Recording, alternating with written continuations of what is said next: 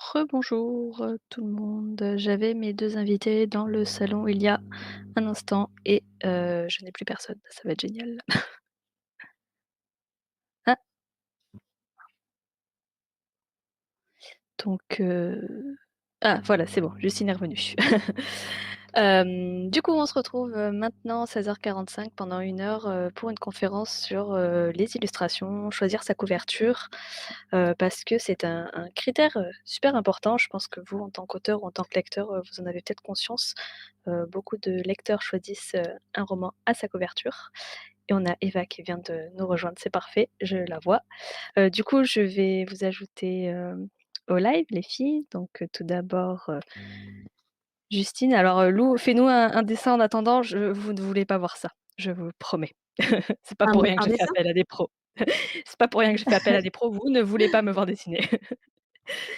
Et Eva, Bonjour. voilà. Donc bonjour les Salut! filles. Bienvenue et merci d'avoir répondu présente pour, la conférence. Pas de souci. Est-ce que on Avec m'entend bien plaisir. du coup? Oui, alors moi je vous entends bien. On va demander au chat de nous dire s'ils vous entendent tout aussi bien, Ouais, mais je pense parce que que c'est bon. j'ai changé de casque comparé à la dernière fois, donc normalement ça devrait être mieux. Ouais, OK, ça marche.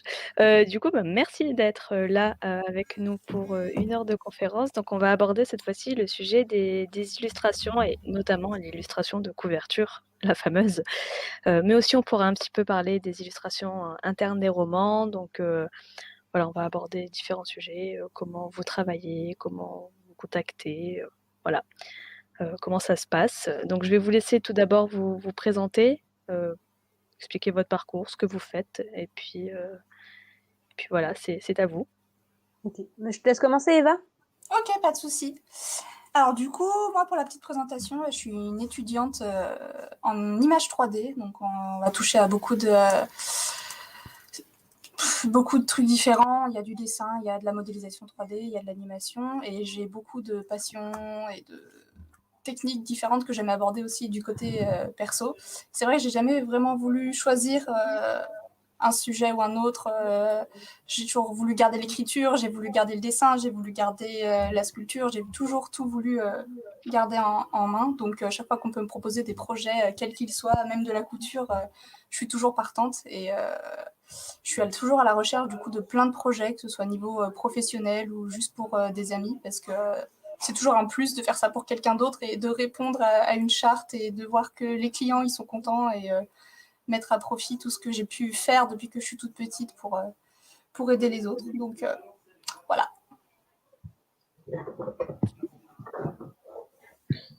Bon, à mon tour, du coup. Hein. Vas-y, ouais. Bonjour à tous. Je vois qu'il y a des gens qui disent bonjour, donc moi je dis bonjour. Moi, je suis Justine, donc de base de métier. Je suis graphiste. Hein, j'ai travaillé notamment dans la mise en page pendant 9 ans dans une société où je gérais un pôle spécialisé dans la mise en page, mais pas de romans, plutôt de catalogue industriel, tout ça, des trucs hyper passionnants. Voilà, voilà. Et après 8 ans dans cette société, j'ai décidé de la quitter pour créer une agence de communication spécialisée dans l'édition et qui travaille notamment avec les auteurs indépendants comme Audrey et les éditeurs aussi indépendants. Voilà. Donc je suis à côté également aussi illustratrice parce que de base j'ai fait des études de graphisme, mais j'ai également fait des études d'illustration. J'ai fait notamment une école qui est une école de base qui est spécialisée dans l'illustration et dans le dessin animé qui se trouve sur Lyon. L'école Voilà, d'Eva. voilà. Hein? L'école d'Eva.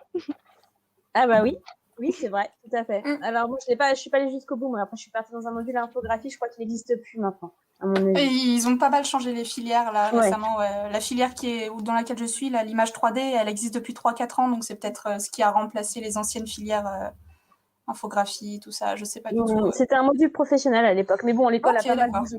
Mais c'est Ouais. une bonne école en tout cas. Donc voilà, donc du coup, bah, je propose des illustrations, un service d'illustration digital painting. Je fais également du photomontage s'il faut, et de tout ce qui est maquettage, mise en page, intérieur et extérieur de romans. Voilà. Bah, merci, des profils, super complets, que ce soit au niveau des supports, de de vos compétences. On va commencer. Oui, Marine, c'est à côté de chez toi. Marine, c'est Imagine Encre, c'est une blogueuse qui est très active sur les réseaux sociaux pour la promotion des auteurs indépendants. Et elle est de Lyon. Je l'ai vu beaucoup passer sur Instagram ces derniers jours à reposter tes posts, Audrey. Oui, elle me soutient beaucoup. Oui, ça se sent. Merci. Et du coup, on va commencer par essayer d'expliquer pourquoi une illustration de couverture, c'est important de bien la choisir. Est-ce que vous avez des éléments de réponse? Alors, on sait que la couverture attire l'œil. Je crois que c'est des chiffres qui sont pas loin d'un lecteur sur 2 qui choisit son roman, sa prochaine lecture ou son prochain achat à la couverture. Mais est-ce que vous pouvez nous en dire plus sur l'importance justement de cette illustration qui enrobe le roman? Déjà, c'est la première chose que le lecteur voit en général quand on présente un livre. On présente côté couverture, donc ça va être vraiment le premier regard qu'il va avoir.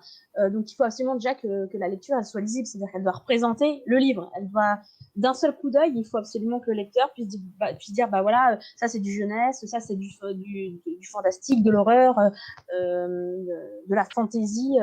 Donc ça c'est hyper important. Et c'est vrai que souvent en fait en salon, les lecteurs qui passent devant, ils vont être attirés par l'image. Tout d'abord attirés par l'image et ensuite seulement par le texte. Donc c'est vrai que la couverture est hyper importante, mais je pense que aussi bien l'illustration de couverture est importante, mais également par exemple la quatrième, c'est-à-dire c'est toute la couverture dans son ensemble qui est très importante, pas que l'illustration de première. C'est vrai. Ouais, je suis d'accord avec ça. Je pense que je fais clairement partie un lecteur sur 2 qui choisit en fonction de la couverture. Mais déjà, ça va attirer le regard au premier abord.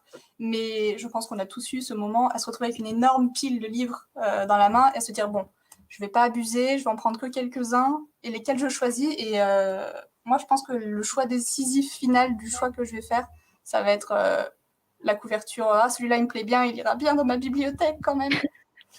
Et quand on voit la bibliothèque de certaines lectrices, lecteurs sur les réseaux, ça devient vraiment un objet. Enfin, c'est un objet de musée qu'il faut mettre en avant. Il doit être beau, et même à ce niveau-là, j'ai souvent remarqué ça. Après, je ne sais pas si c'est chez tout le monde, mais on a tendance à plus vouloir un beau brochet qu'un poche parce que ça rendra mieux quand ce sera présenté dans la bibliothèque après. Oui, pour les collectionneurs, c'est. Pour les collectionneurs, on a besoin de l'objet livre, comme Gemae, parce que ça, c'est beau. Oui, bon, après, oui, c'est pour les collectionneurs, oui, ça va être important. Je sais aussi que certains sont très poches et très pochothèques. Ah ouais? Mais ouais, il y a des personnes qui attendent toutes les sorties poches parce que c'est. Parce qu'ils peuvent en mettre plus dans la bibliothèque. Ils peuvent en mettre plus, c'est plus léger, c'est plus Petit cher. malin. Voilà, il y a plein d'arguments. Mais c'est vrai que la couverture, c'est le plus gros outil marketing d'un roman. Parce que c'est ce qui va faire que le lecteur s'arrête, que le lecteur sort le livre de l'étagère sur la librairie. C'est ce qui va faire que sur Facebook ou sur Instagram, on s'arrête sur la publication pour lire éventuellement ce qu'il y a marqué en dessous. Je sais pas à vous, mais moi en tant que lectrice, quand je vois une couverture qui m'en met plein les yeux, je m'arrête pour lire le post et pour me renseigner sur le roman. Si c'est une couverture et inversement, si c'est une couverture comme on en voit partout qui se ressemble ou une couverture qui ne me plaît pas, je ne m'arrêterai pas forcément. La couverture, je trouve que ça, après comme l'objet livre, ça indique beaucoup de choses sur la qualité du roman, de ce qu'il trouve à l'intérieur et on va dire du budget que l'éditeur ou l'auteur est prêt à mettre dedans. Par exemple, on prend plutôt sur des maisons d'édition, elles n'ont pas toutes la même qualité et ça traduit en général une certaine ligne éditoriale précise.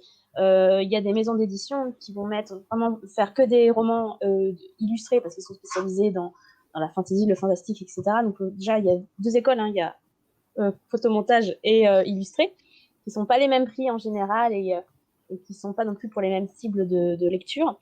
Mais il y a vraiment des éditeurs et des auteurs qui vont vraiment mettre du budget pour avoir une couverture illustrée de qualité épaisse, parce que ça aussi, c'est un prix, avec par exemple du vernis sélectif, des dorures comme tu as pu faire sur Gemae, etc. Ça coûte cher, mais ça prouve que vraiment la personne qui a créé ce roman a mis de la qualité et que a priori, du coup, le texte devrait suivre. Voilà.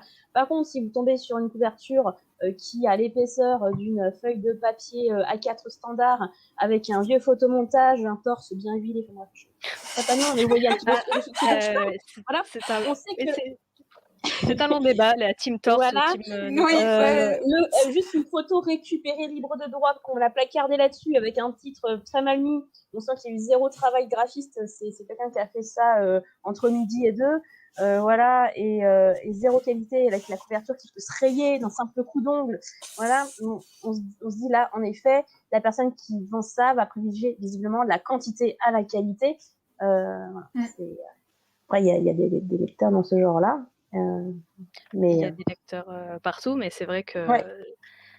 c'est vrai que dès qu'on veut se professionnaliser dans le milieu et puis toucher, je dirais pas des lecteurs sérieux, mais voilà, vraiment s'installer dans le milieu et se créer son lectorat fidèle, c'est important quand même de donner en retour des.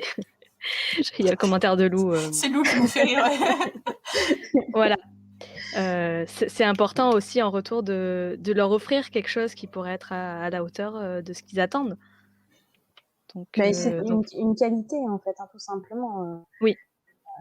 C'est comme la correction, je sais que quelqu'un arrive juste avant, c'est pareil, en fait. C'est une question aussi de respect par rapport au lecteur qui achète, qui met des sous, ça attend un minimum de qualité. Et c'est vrai que malheureusement, il y a un certain nombre de personnes qui passent outre ces petites choses-là qui sont quand même très importantes.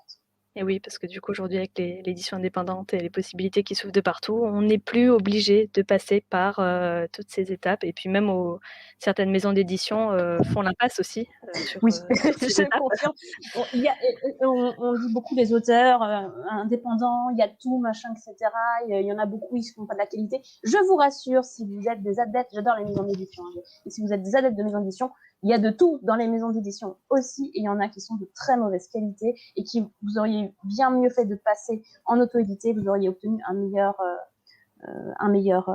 rendu et meilleure qualité. Et surtout, Oui, on voilà. peut faire vraiment ce qu'on veut, quoi. C'est ce que tu disais, Audrey, que tu avais déjà l'idée du livre que tu voulais obtenir et que tu n'aurais pas pu avoir ce résultat-là en passant par un parcours classique, entre guillemets. Oui, voilà. C'est vrai que pour certains auteurs, dont moi, du coup, c'est un vrai choix, c'est-à-dire que j'avais une idée de l'objet livre que je voulais, de tout ce que je voulais développer autour. Et dans les maisons d'édition qui avaient retenu mon attention pour la qualité des prestations qu'elles faisaient sur les romans, il n'y en avait aucune qui pouvait me permettre d'avoir le rendu que j'imaginais. Donc à partir de ce moment-là, on passe en auto-édition. Et la on dorure, donne... c'est très rare. Ouais. Et on se donne les moyens, mais voilà, c'est vrai que la couverture, c'est clairement pas quelque chose qui est à négliger. Et Justine, tu en parlais tout à l'heure, tu as prononcé le mot code, parce qu'il y a des codes sur les genres, différents genres littéraires. Est-ce que vous pouvez nous en dire plus sur ces codes? Voilà, est-ce qu'il y a des particularités, des choses à dire? Parce que ça, il va répondre. Oula. Alors, je ne les connais pas forcément. C'est vrai que là, le GMAE, c'était le premier projet vraiment professionnel et qu'on a plus essayé de coller à l'idée que Audrey pouvait en avoir plutôt qu'à une réglementation. Oui. Bah, après, je pense que l'idée de couverture que j'avais était quand même influencée par tous les romans de fantasy dans lesquels je vis depuis 4 ans. Donc, bon, il y a beaucoup de romans bleus dorure, je trouve. De plus en plus, là, c'est deux dernières années, c'est beaucoup des romans bleus dorés, ouais. Qui rendent très bien d'ailleurs et qui attirent beaucoup l'œil. Mais j'étais d'accord sur le fait que les codes sont importants quand même. Quand on voit la couverture, si on ne sait pas si on va se trouver... Il y a un exemple parfait, c'est le steampunk. En général, on voit une couverture d'un roman steampunk, on reconnaît tout de suite dans quel genre d'univers on va être plongé. Et c'est important de le savoir dès le début. Ouais.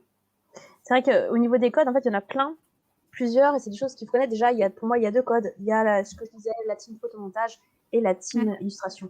C'est vrai que je préfère l'illustration. Mon cœur bat pour l'illustration et je n'achète que des romans avec des illustrations. Mais j'ai des clients qui demandent des couvertures qui font dans la romance, urban fantasy, bitlit, chicklit, ce genre de choses-là.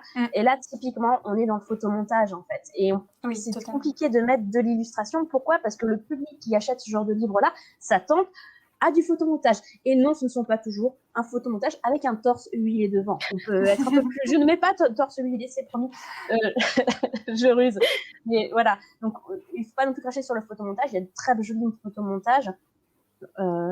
Et ça va beaucoup dans la romance fantastique, en fait, ce genre de choses-là. Après, au niveau des codes, donc l'illustration, beaucoup plus dans la fantasy, la SF et le fantastique. Notamment, ça se fait énormément aussi dans le young adult, ce genre de choses-là. Bien entendu, le style également d'illustration va nous donner une indication sur le public visé, l'âge notamment du public visé. Hein. Il y a une grande mode sur le young adult. Alors, c'est un peu en train de se calmer. Moi, j'aime vraiment les illustrations de type, vraiment dessin, digital painting. Mais il y a une grande mode sur le young adult, je ne sais pas si vous avez remarqué, de dessin vectoriel avec des silhouettes un peu souvent uniformes. On retrouvait beaucoup ça chez Lynx. Et c'est vrai que ça a un peu flambé à gauche à droite. Là, c'est un peu passé, on devient un petit peu adulte. Il y a des modes, en fait, hein, c'est ça qu'il faut se dire aussi. C'est-à-dire que, Audrey, tu sors ton roman maintenant, tu l'aurais sorti 5 ans en arrière, peut-être que tu aurais dû adapter à une mode un peu comme les films. Hein. Il faut être dans le move. Hein. Il y a des choses maintenant qu'il y a 5 ans, ils passaient super bien et ils se vendaient très très bien. Et en fait, on se rend compte que maintenant, tu le sors aujourd'hui, ça fait ringard, quoi. Non, oui, tout à fait. J'ai un parfait exemple. C'est une autrice que moi j'ai lue et que j'aime bien, qui a sorti son dernier roman là. Donc c'était Les Voix des sirènes. Je ne sais pas si vous l'avez vu passer sur les réseaux sociaux. C'est pas Tiff qui l'a fait. Non, non, c'est Nicolas Jamono qui avait fait l'illustration. Ouais. C'est Maud Cordier, l'autrice. Et en fait, elle a fait faire une illustration absolument sublime par Nicolas Jamono. Sauf que Nicolas Jamono, son style d'illustration se rapporte plutôt souvent à des romans qui vont toucher à l'imaginaire. C'est vrai qu'on le voit beaucoup dans ce genre-là, beaucoup moins dans de la romance pure. Et en fait, le titre, Les Voix des sirènes, plus l'illustration de 2 personnes au bord de la plage, mais avec un style vraiment dessiné, enfin c'était vraiment du dessin, ça induit beaucoup de lecteurs en erreur qui l'ont acheté en pensant à de l'imaginaire, alors qu'en fait, c'est de la romance pure. Et donc, en fait, son roman n'a pas décollé avec cette illustration-là. Et malheureusement, elle a été obligée d'en changer pour un montage, un photomontage, très bien fait aussi d'ailleurs. Mais du coup, dès qu'elle a changé le titre et l'illustration, les lecteurs du genre se sont reconnus dans cette illustration et le roman a pu démarrer sa vie en tant que roman, en tant que romance. Quoi. La romance, là, j'ai travaillé avec une... Il faut savoir qu'il y a des codes aussi dans les différents pays. Typiquement, j'ai travaillé avec une auteure indépendante, peut-être que vous connaissez, qui s'appelle Jupiter Falton, des éditions Thomas Jones, c'est ses propres éditions pour le moment. Et en fait, elle m'a fait refaire plusieurs couvertures de saga en photomontage, etc.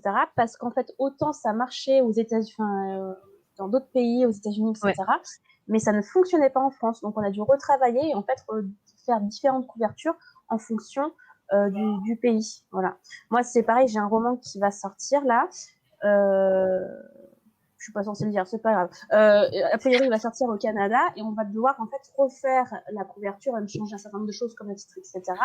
Parce que c'est pas les mêmes codes et les mêmes façons de penser d'un pays à l'autre.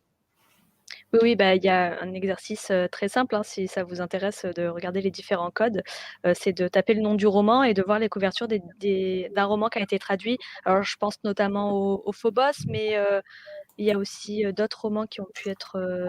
alors, vous pouvez prendre des romans anglophones qui ont été traduits en France, ou alors des romans français traduits à l'étranger, mais ça, c'est quand même plus rare. Mais prenez un roman qui est paru en différentes langues. Si on prend l'exemple majeur qui a été traduit en je ne sais pas combien de langues, c'est Harry Potter. Regardez les différentes couvertures des différents pays et il y a des codes qui sont tout à fait différents. Ce sont les pays qui sont vraiment propres au pays. Et ça, alors en tant que lecteur, c'est quelque chose qu'on ne remarque pas forcément, mais en tant qu'auteur, c'est quelque chose qui est vraiment à prendre en compte parce que ça peut complètement influencer les ventes derrière. Et bon, même si écrire, lire, tout ce domaine-là, c'est de l'art, ça reste aussi un business. Donc pouvoir vendre ses romans, c'est quand même mieux. Et puis ne serait-ce que pour que les lecteurs du genre se retrouvent et puis ne se trompent pas de genre. C'est quelque chose qui est important.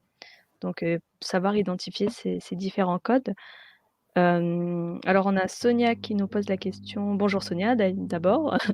Vers qui se tourner pour faire réaliser une couverture pour un roman? Alors ça me permet d'enchaîner sur, une fois qu'on a une idée de couverture, de ce qu'on recherche, des codes, comment on choisit un illustrateur? Voilà. Là, je pense que la mieux placée pour répondre, c'est quand même toi, Audrey, parce que c'est toi Alors qui as je voulu faire je ton peux y choix. répondre, mais après voilà, c'est un enfin pour moi en tout cas, le choix a été évident, hein, parce que je suis la première fan d'Eva. Heu, donc voilà, mais je pense que vers qui se tourner pour faire réaliser une couverture pour un roman? Alors tout d'abord, je reviens sur ce qui a été dit dans la conférence d'avant au niveau de la fiabilité. Ça reste valable de se renseigner sur, ce qu'a fait l'illustrateur, sur voilà, sur les projets qu'il a pu mener, comment ça s'est passé avec ses clients et aussi il faut choisir un illustrateur qui correspond à ce que vous aimez, à ce que vous recherchez Oui. pour une couverture. Ça, c'est super important, d'avoir, parce qu'il y a des illustrateurs qui ont des styles très affirmés quand même. Totalement, ouais. Je Qui sont très La, reconnaissables. Hein. C'est la ça, plupart d'ailleurs ont tous un style ouais. Je qui leur est vois, propre. c'est ça, j'ai en tête, Anna Dittmann. Quand je vois une couverture d'Anna Dittmann, je sais que c'est Anna Dittmann. L'autre Directement. jour en librairie, je me suis arrêtée sur un livre en me disant, «Tiens, cette couverture me fait penser à du Aurélien Polis». Je retourne le livre, derrière, couverture Aurélien Polis. C'est ça, ouais. C'est la patte de l'illustrateur, qui va faire avant tout que vous allez le choisir et puis derrière, une fois que vous l'avez choisi, n'hésitez pas à hésiter à le contacter, tout simplement, Mm. pour lui demander des informations et puis à se renseigner un petit peu, Mm. autour pour savoir, comment il travaille, voilà. Mm. C'est vrai que ce qui est bien en général, c'est qu'on voit des illustrateurs. Souvent, je pense qu'on peut partir d'illustrateurs qu'on a déjà vus sur d'autres romans. On se dit, putain, cette couverture est super cool, j'aimerais bien travailler avec lui. Donc, déjà, le contacter, voir un petit peu ce qu'il fait.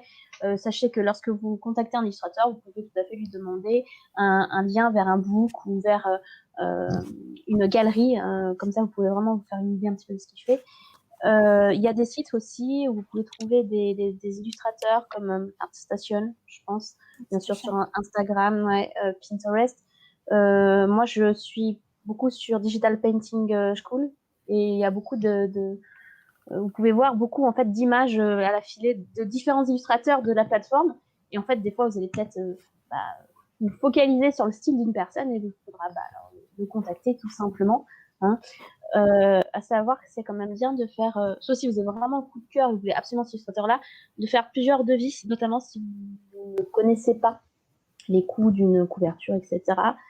Parce que en fonction de ce que vous voulez, en fonction de l'artiste même que vous allez choisir, ça ne sera pas tout le temps les mêmes coûts. C'est-à-dire que tous les illustrateurs ne valent pas aussi cher les uns que les autres. Voilà. Hein, c'est un milieu un petit peu particulier. Plus en gros un illustrateur finalement sera connu, reconnu et vous apportera aussi quelque part une visibilité, en général, plus vous allez le payer cher. Voilà. Et on en revient du coup à la question de la qualité, parce que je pense à Anna Dittmann par exemple, qui est très représentative. Il y a sûrement beaucoup de monde qui sont capables de faire quelque chose de ressemblant, mais personne ne fera du Anna Dittmann aussi bien que Anna Dittmann le fait elle-même. Donc si on est prêt à mettre le prix pour elle, bah, c'est elle comprend. Après, si on n'a pas le budget, on peut aller trouver des artistes qui peuvent coller au style. Je pense aussi à Alessandro Barbucci, qui a fait les Witch, qui a fait Echo. Il a un style très particulier en line avec un coloring qui est très très propre. Il y a beaucoup de gens qui, à force de vouloir coller à son style graphique, qui parviennent à faire du un peu comme Barbucci, mais ce sera jamais comme Barbucci. Donc, et puis surtout, ils vous apporteront pas. Enfin, quand vous travaillez avec un illustrateur, si jamais c'est un illustrateur connu comme Anna Dittmann et compagnie, le fait en fait que ce soit eux qui les fassent va vous amener quelque part une communication en plus derrière. Voilà, ça c'est certain. Donc quelque part en fait, ça se fait aussi. je suis totalement d'accord avec ça. Oui, tout à fait. Tout à fait. Et du coup, j'enchaîne sur votre manière de travailler à vous. parce que je pense que vous avez peut-être des manières différentes. Comment ça se passe quand on vous contacte vous, au niveau, devis et puis ensuite aussi, une fois que la machine est lancée, au niveau illustration? Est-ce qu'il y a des allers-retours, alors illustration ou photomontage, hein, est-ce qu'il y a, voilà, des allers-retours, des indications? Est-ce que vous avez besoin, de quel type d'informations vous avez besoin, voilà, pour pouvoir Mmh. travailler? Est-ce que tu veux commencer ou est-ce que je me lance? Vas-y, Eva. Ok, bah après, ça peut dépendre vraiment des clients et surtout comment dire, du statut du client, si on va travailler pour un professionnel, pour quelqu'un qui est plus proche de nous ou non. Et donc, s'adapter à la manière que le client va vouloir adopter, c'est aussi le plus important. Mais j'aime beaucoup travailler avec énormément d'allers-retours pour pouvoir, dès qu'il y a la moindre petite modification, dire ok, alors je viens de faire tel travail, est-ce que là vous en pensez quoi, est-ce que ça vous plaît, est-ce que ça vous plaît pas, et vraiment à chaque étape de travail demander confirmation en fait au client. J'ai constaté à certains moments via des projets que j'avais pu trouver dans l'école que passer un certain nombre de retours et de demandes de modification, on pouvait faire monter le tarif. Et de mon point de vue d'artiste et de la manière où j'aimerais travailler, je trouvais ça totalement aberrant parce qu'à partir du moment où le client n'a pas eu le produit fini qu'il attend et qui lui plaît totalement, on n'a aucune raison de lui faire monter son prix pour atteindre, atteindre ce qu'il veut en fait. Si on travaille pour lui pour avoir exactement ce qui le fruit de sa demande. Donc, c'est travailler jusque dans les moindres petits détails pour que le client soit satisfait. Donc voilà, en général, dès qu'il y a contact, je vais essayer d'avoir le plus d'informations possible dès le début, même des informations techniques, parce qu'il y a certains clients qui ne se rendent pas du tout compte de l'importance que ça peut avoir, ça va être quel format, au millimètre près, évidemment, sur est-ce que ça va être imprimé, est-ce que ça va pas être imprimé, comment vous allez le diffuser. Et il y a des clients qui ne sont pas du tout au courant que ça a une importance. Eux, ils demandent un dessin, ils veulent un dessin, et puis fin de l'histoire. Donc c'est aussi notre boulot, je pense, de les aiguiller pour que ceux qui savent exactement ce qu'ils veulent, eh ben, on fait ce qu'ils demandent, et ceux qui ne sont pas sûrs, on est là aussi pour soutenir et faire des propositions pour coller voilà, à leurs demandes. Jusque-là, je pense pas à autre chose, donc s'il y a d'autres informations qui arrivent.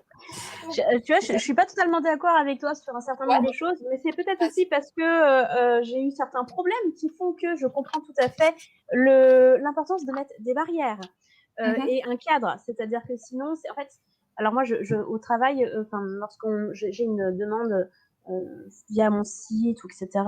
Alors j'ai tout déjà, j'ai des gens qui ne savent pas du tout ce qu'ils veulent. D'accord. J'ai des gens qui savent déjà exactement ce qu'ils veulent, ils ont déjà l'image dans leur tête, ils veulent que je réimprime ça comme si je prenais une photo. Voilà, donc à chaque fois, le but déjà c'est de faire parler les personnes à fond, et chaque client va souvent être géré un petit peu de manière différente. Moi, les tarifs, en fait, j'essaie vraiment de leur demander exactement ce qu'ils veulent, puisque je travaille en heures. J'ai un coût horaire, hein, tout simplement. Et en fait, en fonction de ce que veut la personne, c'est pas le même coût. C'est-à-dire que si je passe 6 heures sur une couverture, c'est pas comme passer 48 heures sur une couverture. Voilà.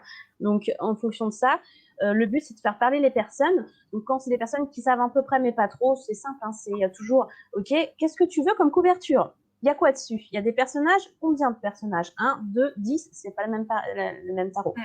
OK, t'as 2 personnages. Le personnage, c'est un portrait, c'est coupé taille, c'est plein de pieds.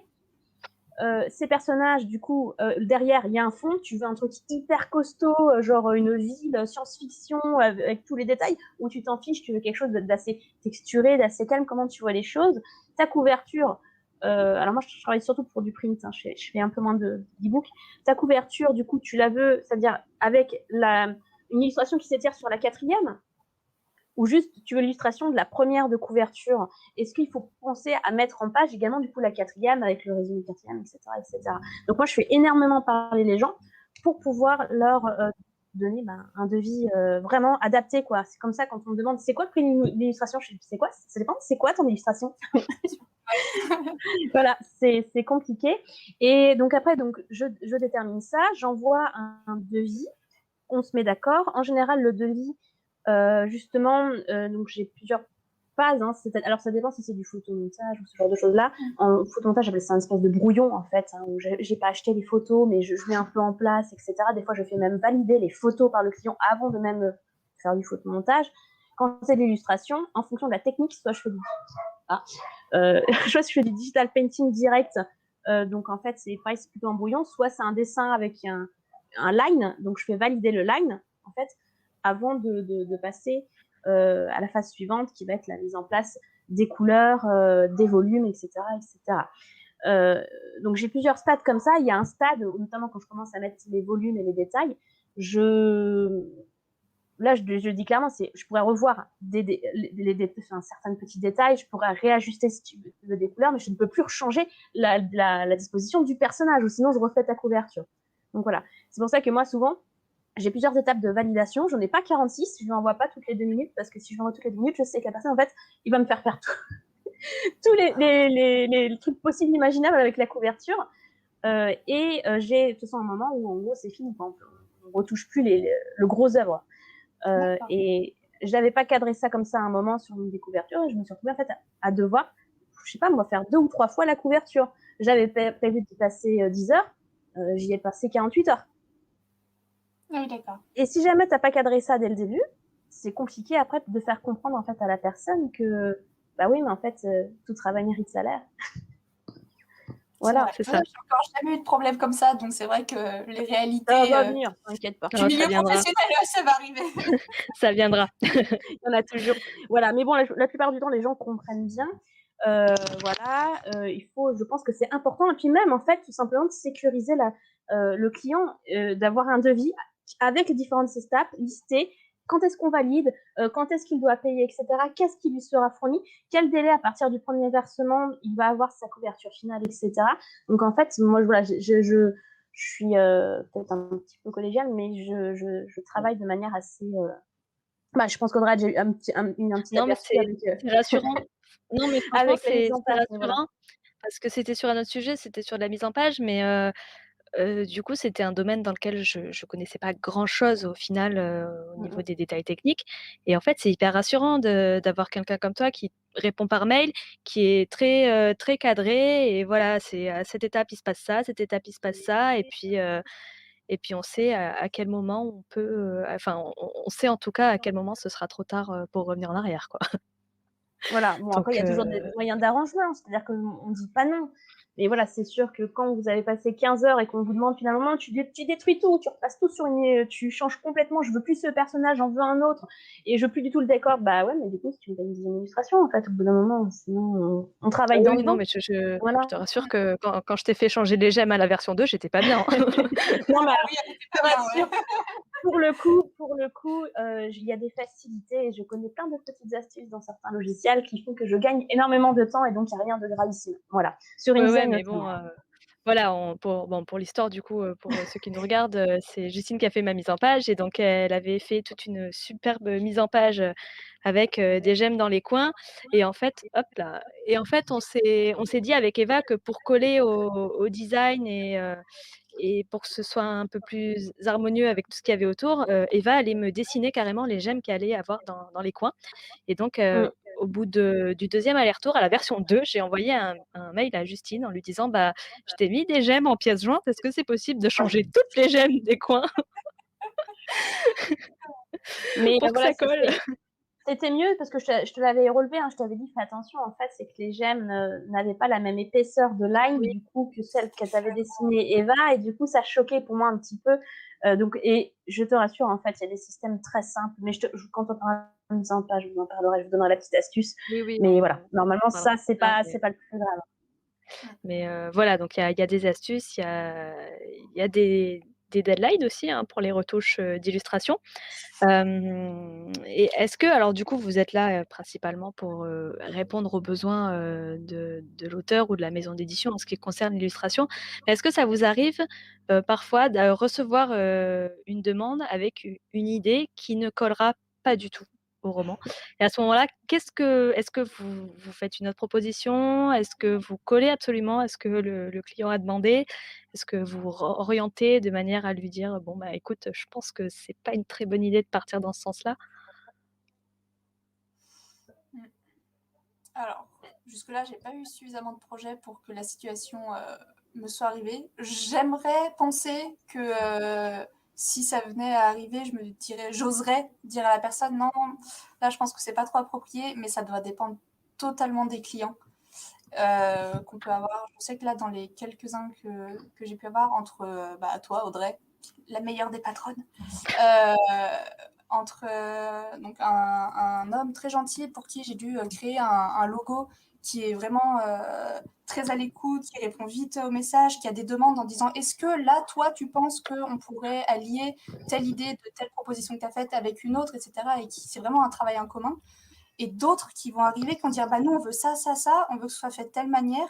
Et j'ai pu avancer quelques petites précisions en disant bah là, attention, ce que vous dites, niveau technique, vous voulez le faire imprimer, ça va être quelque chose de très très grand. Enfin, il va y avoir probablement de la pixelisation, sinon ça va être un très gros fichier. Ah non, non, nous, on veut pas de pixelisation, il faut que ce soit parfait, il faut que ce soit comme ça, comme ça.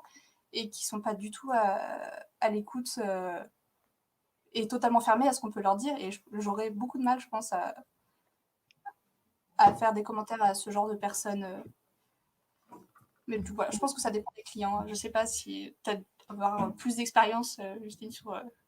Donc, j'ai un petit peu de tout. Mais alors, en fait, j'ai eu le cas, j'ai eu plusieurs cas. Alors, quand les gens sont très très fermés à la discussion, que j'ai beau faire tout ce que je veux, ils m'écoutent pas. Ça dépend en fait. Si c'est vraiment, en gros, si jamais je fais ça, je sais que ça va être super moche, qu'ils vont être déçus, que ça va nuire à ma réputation. Je préfère dire, écoutez, désolé, enfin voilà, je peux pas faire ça.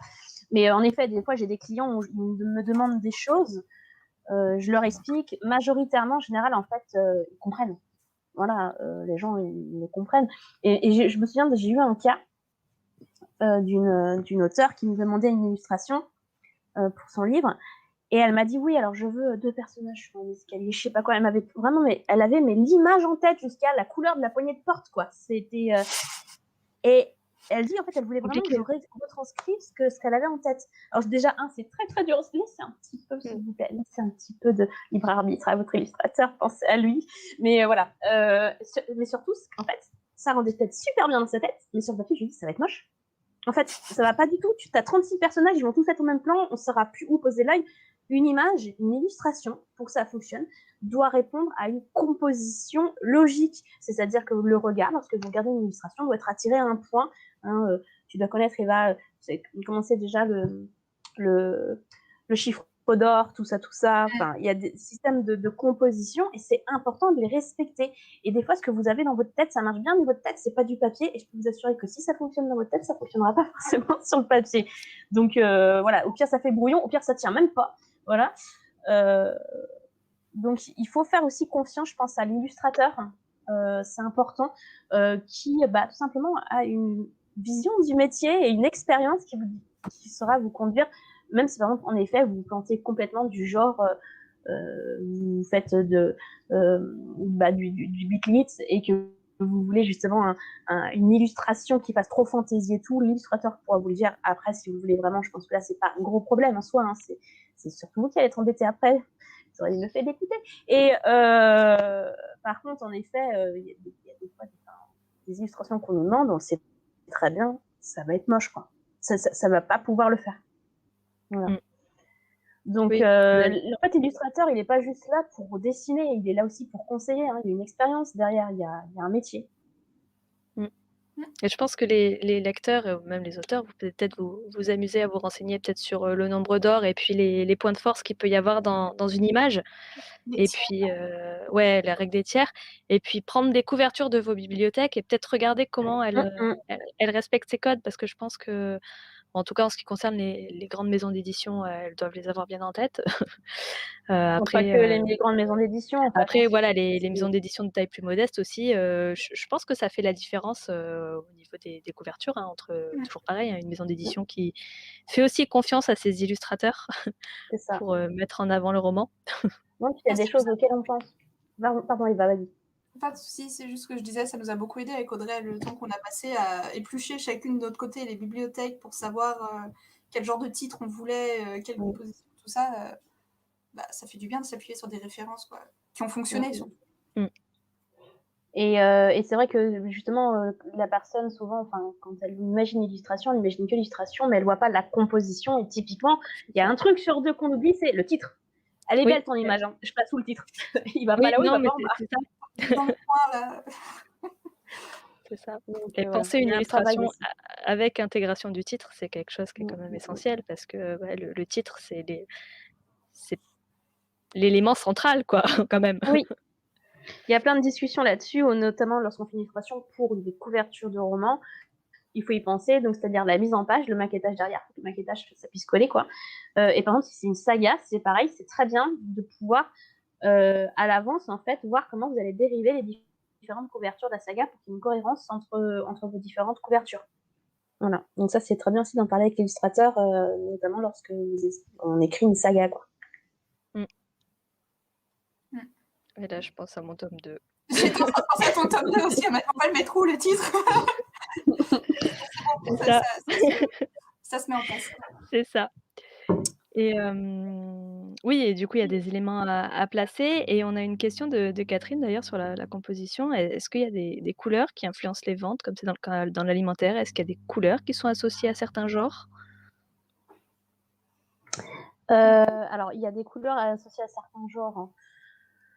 Je suis en train de réfléchir, hein. Si vous écrivez sur une sirène, il faut mieux mettre du bleu, hein, voilà. Voilà, je dirais plutôt ce genre de choses-là. Après, peut-être constater, j'ai vu ça avec un des éditeurs que je distribue. On s'était fait la réflexion, du coup, c'était la grande mode, ils ont fait toute leur cours. Il y a des modes, hein, mais en fait, le bleu a été surexploité. Et du coup, ce qui fonctionne vraiment pas mal en ce moment sur les couvertures, c'est du rouge avec de l'or. Oui. Rouge et dorure, ça marche très bien en ce moment. Oui, oui, ça marche plutôt bien. Alors, je sais pas si j'ai des exemples, mais Là, on je peut en oui, avoir. j'ai pas livre rouge, hein, en effet. Là, ce genre de mais choses-là. oui, Mais oui, ouais, oui. ouais.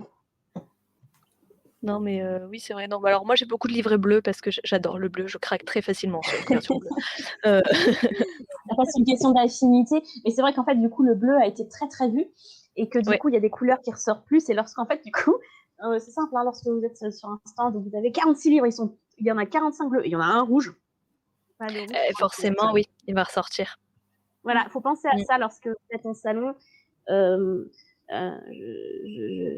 Faites de constater, c'est vrai que si jamais vous avez que des couvertures qui se ressemblent, etc., le livre qui va venir fonctionner, c'est lui qui va ressortir. C'est ça. Après, Mm. oui, c'est quelque chose à prendre en compte et je pense qu'autant du côté auteur que du côté lecteur, on peut s'amuser à remarquer, voilà, en salon ou en librairie, la prochaine fois que vous irez acheter un livre, vous verrez pas la couverture de la même manière, je pense. Parce que c'est vrai que quand on s'intéresse voilà, au code, comment on agence, en fait, il y a tout un univers derrière qu'on n'imaginait pas, sur les illustrations. Parce que c'est pas juste un dessin. Bah, je pense à un livre en particulier qui m'avait attirée. C'était pas trop en termes de couleurs, profil colorimétrique, mais en termes d'ambiance, où on va avoir surtout, en fantasy, je pense notamment, des choses qui sont très chargées, avec dorure, beaucoup des fois des illustrations, etc. Et là, c'était Les Neiges de l'Éternel de Claire Crust, qui est un bouquin qui est tout blanc et il y a juste une illustration sur le côté en rose et bleu. Et au milieu de tous les autres, en salon, ce côté très épuré, très blanc, où il y avait pratiquement rien dessus, bah là, pour le coup, il est ressorti par rapport à d'autres. Donc, à voir, du coup. Enfin, faut pas penser le livre en lui-même, mais en mode, il va être présenté au milieu de quel autre ensemble pour que lui, il dénote par rapport aux autres. En fait, c'est lorsqu'on travaille avec une maison d'édition, hein, c'est les lignes éditoriales, en fait. Donc ça, Oui. souvent, il est fait. C'est pour ça que les éditeurs, quand on travaille on est édité chez un éditeur, ils laissent pas forcément le choix de la couverture à l'auteur, parce qu'ils ont des codes et qu'au bout d'un moment, en fait, ils doivent s'y tenir. Souvent, ils ont d'ailleurs leurs propres illustrateurs à eux avec lesquels ils ont pu travailler, ou alors, tout simplement, ils ont une idée parce qu'ils savent que cette couverture-là va bien compléter leur ligne éditoriale. Voilà. Oui. Tout à fait. Tout à fait. Oui, donc du coup, vous orientez vachement, quand même, vos clients si besoin. J alors je crois qu'il y avait une question tout à l'heure de Lou, mais on a Question de dû l'eau, y répondre. budget. Oh, Oui, mais vous y avez répondu parce que c'était la question, c'était quel budget faut-il prévoir? Est-ce qu'il y a une fourchette? Alors je pense que comme tu l'as dit Justine, que ça dépend vraiment de la demande, de l'illustrateur, de tout ça. Et Après, il y a peut-être des différences entre illustration et photomontage. oui. Alors après, ça dépend, parce que tu as photomontage et photomontage. Oui. Tu as des photomontages qui sont assez costauds, notamment dans le photomontage. Moi, ce que je vous conseille, c'est si vous avez déjà, si un illustrateur vous propose une couverture à moins de 100-150 €, méfiez-vous, quoi. Ne serait-ce que les photos, si jamais vous voulez des photos en photomontage de qualité et qui ne soient pas sur des banques d'images gratuites, il y a le coût des photos derrière. Oui. Donc voilà. Après, on se demande comment l'illustrateur fait son beurre. Parce que après, ça dépend. Il y a des illustrateurs qui sont soumis à la TVA, d'autres non, et qui ne paient pas forcément les mêmes charges en fonction du statut qu'ils ont. Mais voilà. Le prix va varier beaucoup d'un illustrateur à l'autre. C'est-à-dire qu'il y a des illustrateurs, quand on a à charge le matériel, quand on a à charge des taxes, des TVA, etc., au bout d'un moment, forcément, le prix va monter en fonction d'eux. Voilà. Après, c'est des plus ou moins professionnels. Après, il y a des illustrateurs qui sont plus dans le style freelance, qui, eux, payent moins de TVA. Donc, souvent, du coup, les prix sont un peu moins chers pour eux. Ils n'ont pas les mêmes charges. Mais en effet, entre photomontage et illustration, en général, il faut savoir que le photomontage est moins cher. Parce que l'illustration, c'est du dessin de A à Z, donc c'est souvent plus de travail. Après, il y a du photomontage balèze, donc il faut se méfier. Voilà. Une illustration, je saurais pas trop dire, mais moi, en règle générale, surtout pour une illustration de couverture, où il y a quand même plus de travail, c'est-à-dire que moi, j'ai des tarifs différents pour des illustrations intérieures, des illustrations comme ça, et des illustrations de couverture. Parce que souvent, d'ailleurs, dans l'illustration de couverture, moi, je vous propose d'intégrer le titre avec la recherche typographique derrière. Voilà, c'est ce que c'est plus simple. Mais moi, je suis rarement en dessous de 250 € pour une illustration de couverture, par exemple. Voilà. Et après, ça peut monter, franchement, en fonction de ce qu'on me demande. Je peux aller jusqu'à 500 €. Si, Oui, bah, mais voilà, c'est Avec sûr la que si cession, jamais... comment la cession des droits aussi qui doivent être pris en compte sur les illustrations. Donc ça, j'ai remarqué au début, enfin il y a quelques années, quand je commençais à faire des dessins pour des gens, jamais j'avais pensé à ça. Quand j'ai commencé à en entendre parler, j'ai dit ah oui, en effet, si l'exemplaire est vendu, le livre est vendu en 40 exemplaires ou en 6000, bah c'est pas la même chose. c'est la même chose. Après, voilà, il y a certains autres illustrateurs, je sais pas comment tu fonctionnes, toi, Eva, qui prennent un pourcentage sur les ventes. Moi, c'est pas le cas, je marche en forfait. Donc, je prends pas de pourcentage. Donc, j'établis par rapport à mon travail. Après, bien entendu, l'illustration va être vendue et doit être utilisée dans un cadre précis. C'est-à-dire que, typiquement, l'illustration, c'est marqué. C'est pour ça que j'ai des contrats et des devis. Je dis, bah oui, il n'a pas le droit de reprendre mon illustration, d'utiliser pour un autre livre, par exemple, ou d'utiliser pour en faire, je sais pas moi, des marque-pages qu'il va vendre.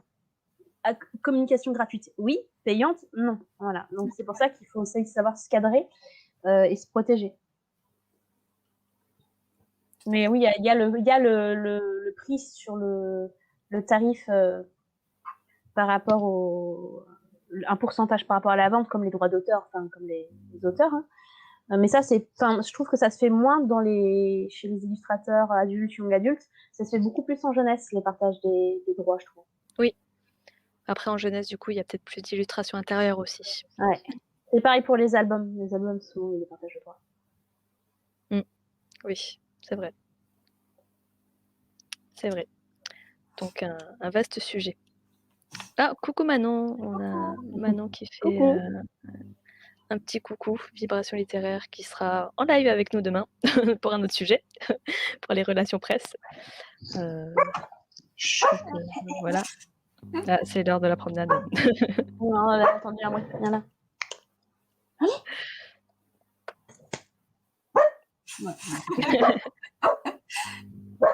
Bon, c'est pas grave, ça va passer. Ouais. Il y a le deuxième qui aura pas tardé à aboyer, du coup.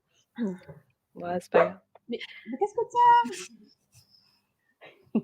Ok. C'est bon, Rémi, t'inquiète pas. Excusez-moi. Oh, on Dire est tranquille ici. non, mais à dire ce que je fais. Plus. Oh, la peluche de Stitch, elle est mignonne. Hop là, voilà. Oh, quelle jolie. Tu t'en vas? Et voilà, Non. prochaine Voilà. illustration, le chien sur le dos. Ah, j'avais encore une question sur le bouger de langue et je l'ai encore oubliée. C'est pas grave. Oui, je voulais du coup qu'on parle très rapidement peut-être des illustrations intérieures parce qu'il y a pas forcément, ou des illustrations annexes, parce qu'il y a pas forcément que des illustrations de couverture qui peuvent vous être demandées. Est-ce qu'il y a des particularités? Est-ce que bah, par exemple, je sais que alors Justine, dans L'Apprentie faucheuse et la Santa Muerte, tu as des illustrations intérieures en couleur. Oui. Dans Gemae, on a fait des illustrations intérieures en noir et blanc.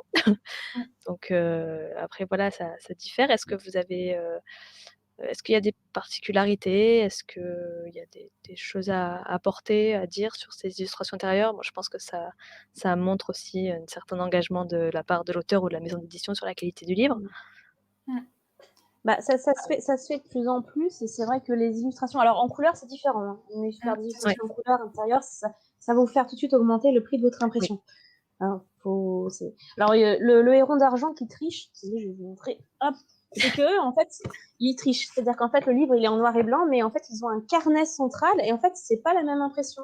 Donc, c'est un système qu'ils ont c'est un trouvé. feuillet. Voilà. En fait, au milieu. Oui, c'est sur un feuillet unique. C'est ça. Oui. Mais tout le reste du livre est en noir et blanc. Donc, il triche un petit peu, ce qui donne cette impression d'imprimer en quadri. Mais si jamais vous voulez, par exemple, sur votre roman, avoir juste une page avec juste un dessin en illustration, en fait, c'est tout le roman qui doit être imprimé, en gros, sur une machine spéciale en quadri. Et c'est pas du tout le même tarif que si vous imprimez en noir et blanc. C'est pour ça qu'on trouve énormément de romans illustrés en noir et blanc, comme Gemae. En sachant que je vous encourage à le faire si vous êtes auteur auto-édité, parce que pour le coup, ça ne vous augmentera pas le prix. Mis à part l'achat des illustrations, quoi. Mais le prix à l'impression sera exactement le même. Oui, c'est ça, c'est que bah, du coup, en noir et blanc, voilà, on imprime l'image, l'illustration comme on aurait imprimé du texte, alors que pour la couleur, c'est vrai que tout de suite, dès qu'on a une page couleur, il faut que au minimum le feuillet soit imprimé en couleur. Mais bien souvent, je pense que des imprimeries facturent le livre entier en quadri et pas uniquement le feuillet. Mais rien que en fait, ça dépend si c'est dans le livre ou en feuillet. Comment? Les caractéristiques d'impression, là, tous les détails auxquels on a dû penser, rien que pour le noir et blanc, j'imagine même pas tout ce qu'il faut prendre en compte pour faire de la couleur. Merci d'avoir fait le choix du noir et blanc, Audrey. Ben, je te rassure, c'était un choix surtout financier. Donc, mais oui, la quadrille, c'est particulièrement chiant à gérer. Mais bon, par contre, c'est superbe, hein, mais c'est pas le même coup. Ah bah oui, ça donne tout de suite un autre regard sur le roman. Hein. Mais sur les illustrations intérieures, pour ma part, souvent, je fais moins cher payer les illustrations intérieures, simplement parce que pour moi, le noir et blanc... En fait, quand je dessine, moi, quand j'illustre, je sais pas si Eva, tu fais pareil, c'est qu'en fait, j'ai l'habitude... Alors, des fois, bon, on peut comprendre voilà. Majoritairement, je fais l'illustration en noir et blanc avant de la passer en couleur. C'est un vieux truc d'illustrateur. On fait le noir et blanc pour pouvoir gérer en fait les volumes. Comme ça, les couleurs, on verra ça après. Déjà, tu t'inquiètes bien avoir tes volumes, tes lumières, tes ombres, tout ça. Et les valeurs, elles sont justes. Totalement. Ouais. Ils nous incitent aussi à faire ça à l'école. Ça permet de ne pas avoir d'erreur. C'est très bien. Ouais. Et du coup, en fait, finalement, quand c'est en couleur, c'est un peu plus cher, voilà, que du noir et blanc. Donc, c'est pas le même coût pour moi des illustrations intérieures noir et blanc que même une couverture où il y a tout un travail encore plus poussé derrière. Voilà. Et en fonction des romans, d'ailleurs, soit moi je fais des illustrations.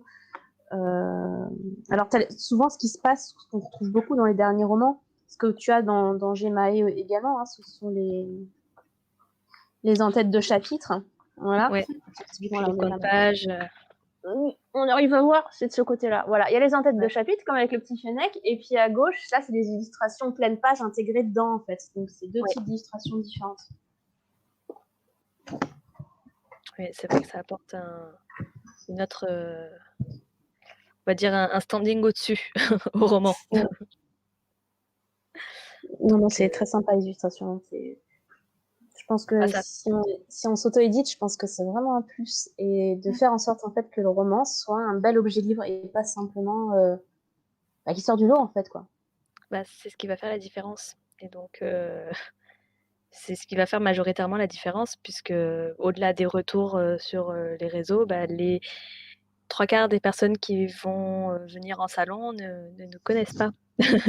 Et donc, pour s'arrêter sur le stand, forcément, il faut que derrière, l'illustration de couverture soit au rendez-vous et potentiellement les illustrations et la qualité intérieure, puisque une fois qu'on a repéré le livre, on le prend en main, on lit la quatrième, on le feuillette un petit peu.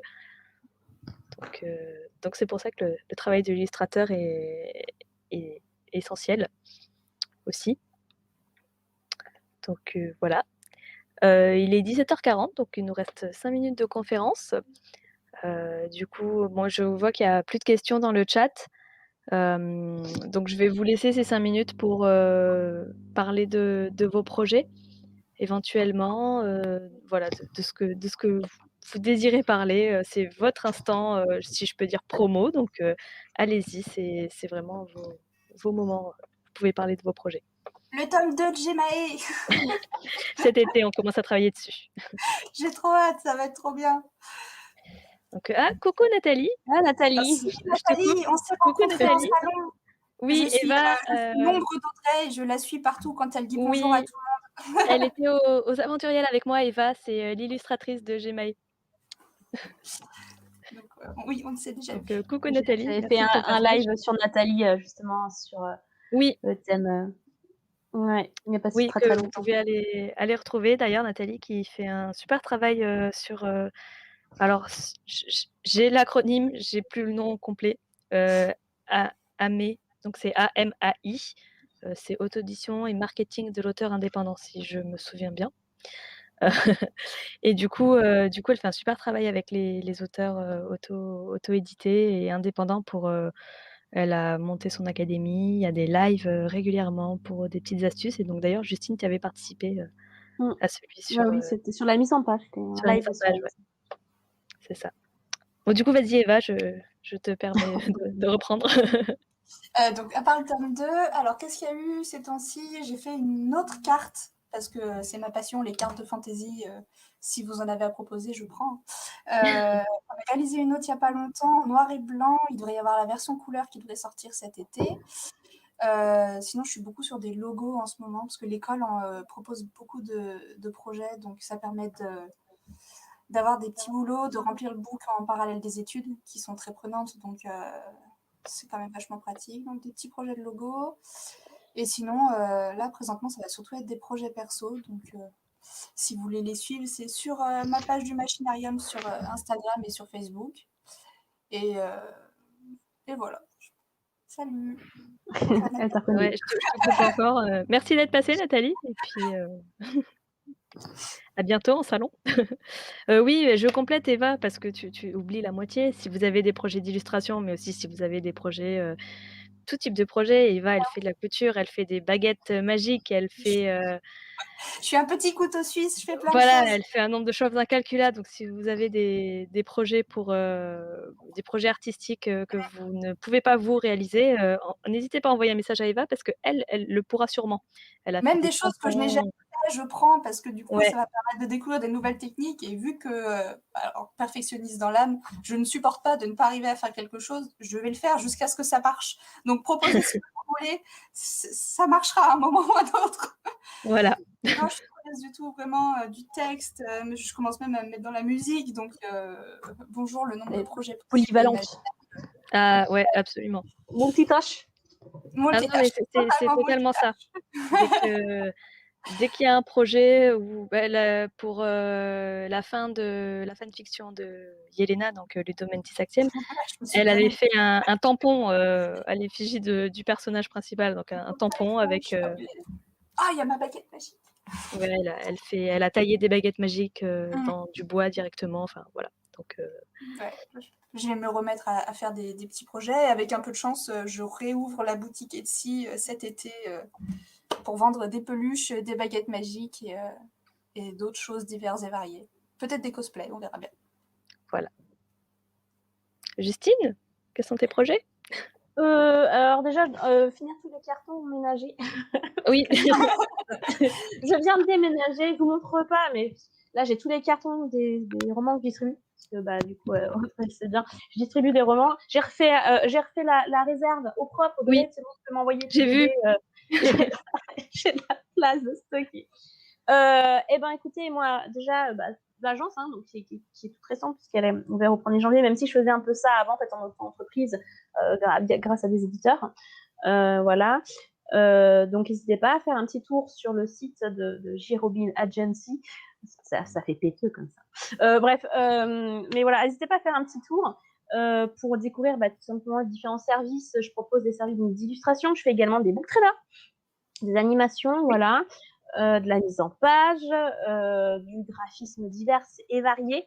Ça peut être pour faire un logotype, par exemple, ce genre de choses-là, ou faire des kakémonos, des roll-ups de salon, des marque-pages, bref, voilà. Dites-moi ce que vous voulez et on s'arrange. Voilà. Et donc ça, c'est un de mes côtés, hein, c'est l'agence, et bien sûr, l'autre côté, c'est que je suis auteur, édité. Voilà, donc j'ai su éditer par 2 maisons d'édition. Non, attendez. La première, on la compte pas. Donc la deuxième maison d'édition, c'était Le Héron d'Argent. Vous allez retrouver. Attendez. Là, L'apprenti faucheuse. Voilà, toujours efficace. La saga Rouge sang et Noir Corbeau. Et j'ai mon prochain bébé qui s'appelle Les Princes du Feu. Oui, vas-y Audrey. Qui va être édité donc aux éditions Plume Blanche. L'illustration de couverture n'est pas de moi, c'est de Spartan, le créateur de Digital Painting School, si tu connais Eva. J'aime beaucoup le vernis sélectif là sur les personnages. Ouais, c'est super joli, ouais. Voilà, et puis par contre j'ai fait des illustrations intérieures. Donc c'est un gros bébé, c'est un one shot c'est un roman qui mélange de la fantaisie pirate et orientale. Voilà, donc si vous kiffez les djinns, les princes imbus de leur personne, complètement les héritiers qui sont complètement à côté de leur pompe, et la fraternité, parce que alors il y a une toute petite romance, mais c'est surtout une histoire d'amour fraternel. N'hésitez pas. Il y a beaucoup d'humour et il y a des fennecs. Oui. Des jeans fraternels et des fennecs, je prends. Ça y est, allez. Tu veux voir le fennec? Attends, bouge pas. Je te cherche le fennec. Il est là, non? Et c'est celui-là. Oh, il est trop beau. Ouais, c'est celui-là. C'est Kalini. Et donc bon, je lâche l'info. De toute façon, normalement, ils auraient dû le lâcher aujourd'hui. Je sais pas ce qu'elles font. Les Princes du Feu les droits ont été rachetés par une maison d'édition canadienne. Je me doutais que c'était eux. Distribués au Canada. Ils vont changer de nom, ils vont changer de couverture. Je laisse savoir tout ça, mais ouais, tout à fait. Ils vont passer outre-Atlantique. Oui. Voilà. Disponible à partir de septembre. Oui, il sort en septembre. Moi, je l'ai avant parce que j'ai pris le pack. Voilà, c'est ça. Voilà. Okay. J'espère bien pouvoir le faire dédicacer en juillet. Je note. A priori, c'est bon. Hein. Ouais. J'espère qu'il aura lieu. Ouf, il est en extérieur, donc normalement, voilà. Parce qu'on va faire un salon avec Audrey. Oui, et puis du coup, j'en profite aussi. Après, on va couper pour préparer la prochaine conférence. Les salons reprennent et du coup, Justine sera avec l'agence sur le salon Yggdrasil Market qui aura lieu vers Lyon, dans la région lyonnaise, à Bron, je crois exactement. Oui, c'est ça, c'est au Parc de Paris à Bron. Ouais, et puis du coup, je serai en dédicace sur le stand et il y aura aussi Ophélie Duchemin des éditions Plume Blanche qui a sorti Rose éternelle, qui est ma lecture en cours que je ne sais plus où j'ai mis. Voilà, et elle est sur ma table de nuit, tant pis. Et puis du coup, Justine, si vous voulez vous procurer ces romans, elle sera là aussi pour vous faire des dédicaces. Donc, je vais essayer de récupérer des Princes du Feu, mais je crois non. Ouais. Donc voilà, donc on espère vous revoir nombreux sur les salons parce que ça commence à faire long. Ouais. Oui. Donc voilà. Écoutez, je vous remercie toutes les deux d'avoir été là pour cette conférence. Je remercie aussi tous ceux qui ont assisté à la conférence parce que c'était super intéressant de pouvoir échanger sur les illustrations. Et je vous souhaite une bonne fin de journée. Justine, on se retrouve dans 10 minutes pour la conférence suivante. J'ai un café, c'est cool. Voilà, c'est ça. C'était pour ça les 15 minutes de pause, pour si jamais on finit en retard et puis quelques minutes pour aller remplir le gobelet. C'est important ça. Donc on se retrouve, nous à 18h pour, la conférence sur, faire appel à un graphiste parce que c'est différent de l'illustration, hein. Et puis, dans à la fois pour, l'extérieur et pour l'intérieur du roman. Donc cette fois-ci, on retrouvera, du coup Justine et on sera aussi en conférence avec, Mylène Ormerod qui est, autrice et infographiste, qui nous rejoint depuis Montréal. Donc voilà, on vous retrouve, du coup, dans 10 minutes. À tout à l'heure. Donc alors les Merci à toi pour filles, je vous À l'invitation. laisse. tout à l'heure. Salut. Au revoir Eva. Bye bye tout le monde.